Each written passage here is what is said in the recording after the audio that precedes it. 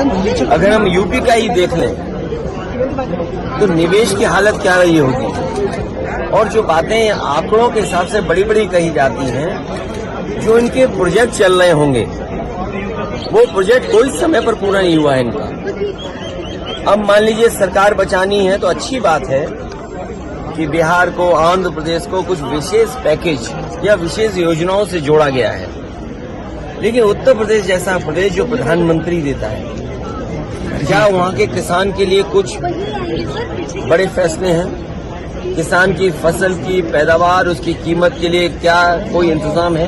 कहने को तो याद होगा आप सबको कि पिछली बार कहा था कि मंडी और एग्रीकल्चर इंफ्रास्ट्रक्चर के लिए स्ट्रेंथन करने के लिए लाखों करोड़ रुपए हैं। अगर वो इंफ्रास्ट्रक्चर स्ट्रेंथन हुआ था तो इसका मतलब किसान की आय दोगुनी होनी चाहिए या किसान की आय बढ़नी चाहिए थी, वो तो नहीं बढ़ी।